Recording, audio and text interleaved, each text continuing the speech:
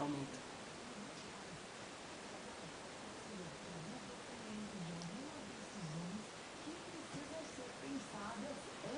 Do casamento. E para falar sobre essa papelada que acompanha o ato de casar, a advogada Suzana Martins vai nos auxiliar e dar algumas dicas para os noivos que estão com dúvidas ou que nem pensaram ainda no assunto e já estão se preparando para o casamento. Tudo bem, doutora? Tudo bem, boa tarde a todos. Bem-vinda aqui no Gibim com a Vida. Doutora, bom, na fase em que se decide casar, a pessoa está apaixonada, está totalmente envolvida com a realização desse sonho e muitas vezes se esquece de tomar algumas precauções que no futuro, se infelizmente acontece uma separação, um divórcio ou até a morte de algum dos cônjuges, isso pode trazer muita dor de cabeça. É importante preparar, conversar com o advogado e saber quais os papéis, os tipos de pactos antes de se decidir pelo casamento. É muito importante, embora a maioria das pessoas apaixonadas, quando elas nos procuram para conversar, elas já vêm se desculpando. Olha, eu estou apaixonada, não é que eu estou pensando em dinheiro, mas eu tenho essa preocupação. E é necessário ter essa preocupação. Porque durante o casamento muitas coisas acontecem. E uma delas também é a morte. Né? Então é necessário procurar um advogado, só para se informar ou, se necessário, fazer um pacto antinupcial. Isso não te faz menos apaixonado? De forma nenhuma. Né? Isso protege o teu futuro, é importante. O seu e dos seus filhos. E dos filhos, né? Que esse casamento vai gerar.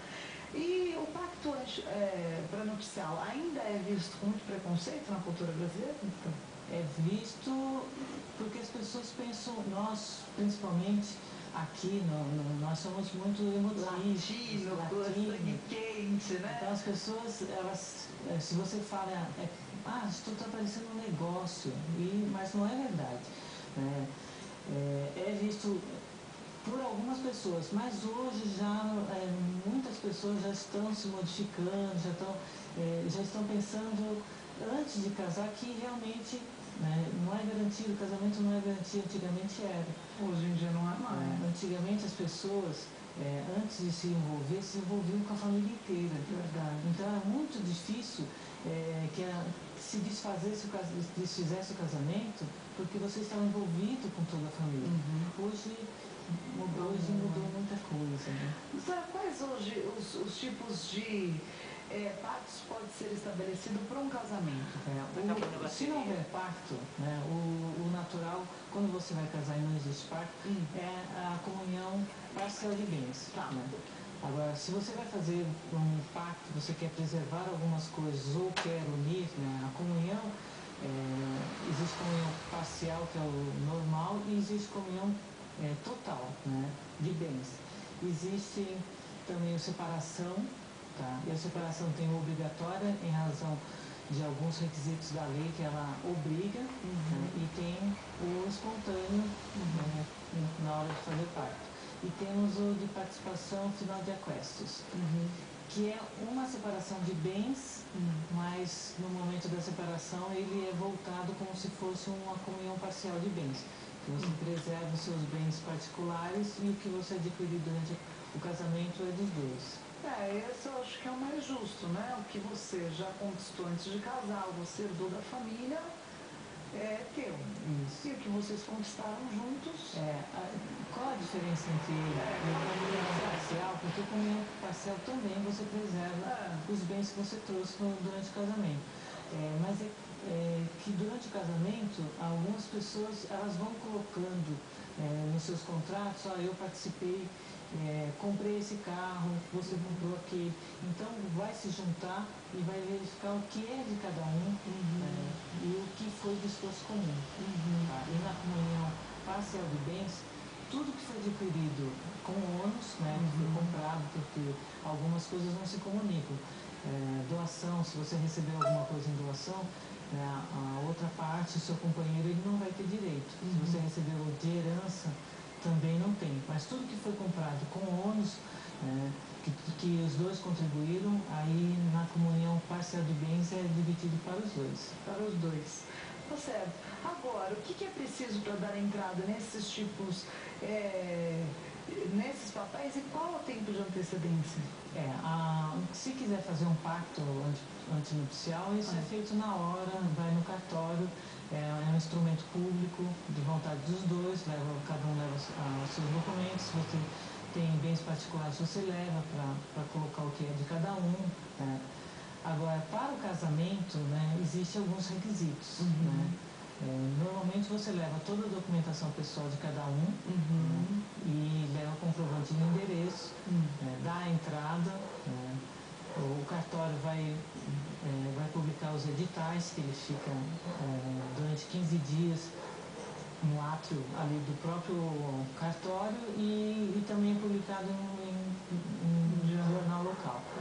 Se houver um problema, e enquanto está essa documentação e esse edital, ele passa para o Ministério Público para ver se não existe nenhum impedimento. Não existindo impedimento, né, o prazo que o cartório pede, em regra, é de 30 a 40 dias. Né?